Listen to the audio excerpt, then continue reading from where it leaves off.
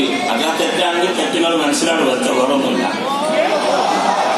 അപ്പൊ അതുകൊണ്ട് ഈ നിലയ്ക്ക് തന്നെ നമുക്ക് എന്താക്കണം, പോകണം.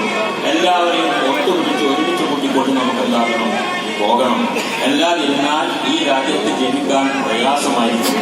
ഭരിക്കുന്നവരിൽ നിന്ന് അവകാശങ്ങൾ കിട്ടേണ്ടതുണ്ട്, അതിന് അവരുമായി ബന്ധപ്പെടും. പ്രതിപക്ഷത്തിൽ നിന്ന് നമുക്ക് അവകാശങ്ങൾ നേടാൻ വേണ്ടി അവരുടെ ഒത്താശ കിട്ടേണ്ടതുണ്ട്, അതിന് അവരെ നമ്മൾ സമീപിക്കും. നമ്മുടെ സ്റ്റേജുകളിൽ തന്നെ ഇപ്പോൾ നമ്മളെല്ലാവരും വരുന്നുണ്ട്, എല്ലാ സ്റ്റേജുകളിലും വന്നിട്ടുണ്ട്.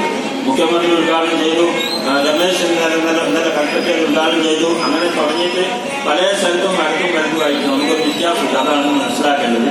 ഈ വാട്സപ്പിലൊക്കെ വരുന്ന ഈ പ്രവൃത്തി, അതൊക്കെ ഇങ്ങനെ തോന്നിയാസം എന്താണെന്ന് അറിയാത്ത കുറെ കുണ്ടന്മാരുണ്ടാവല്ലോ, കളിക്കുന്ന കുണ്ടന്മാർ, അവർ ചെയ്യുന്ന പണിയാണ്. അതൊക്കെ വളരെ തള്ളിക്കളിയുക എന്നുള്ളതാണ്. അള്ളാഹു സുബ്ഹാനഹു വ തആല നമ്മൾ ആ നിലക്കെന്താക്കണം, ചിന്തിക്കണം. അള്ളാഹു നമുക്കൊക്കെ നല്ല മനസ്സ് പെരുമാറാവട്ടെ എന്ന് പ്രാർത്ഥിക്കുകയാണ്. ഈ യോഗം ഉദ്ഘാടനം ചെയ്യുന്നത് കേരളത്തിലെ പൊതുമരാമത്ത് മന്ത്രി PA മുഹമ്മദ് റിയാസാണ്.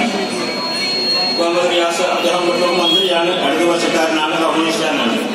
അയാളെ കമ്മ്യൂണിസ്റ്റ് മതമൊക്കെ അയാളെന്തായിക്കോട്ടെ, അയാളുടെ നമുക്ക് എന്താക്കണം, നമുക്ക് ആശ റോഡ് പാലൊക്കെ ഉണ്ടാക്കി തരണം. അത് പിന്നെ നമ്മളെല്ലാവർക്കും ഉള്ളതാ, മുസ്ലിങ്ങൾക്കും കണക്കാർക്കും മാത്രമല്ല, പാലുണ്ടായ എല്ലാവർക്കും നടക്കാം. അപ്പൊ അതിന് അദ്ദേഹത്തിന്റെ സഹകരണം നമുക്ക് വേണം, അദ്ദേഹത്തെ ക്ഷണിക്കുന്നു.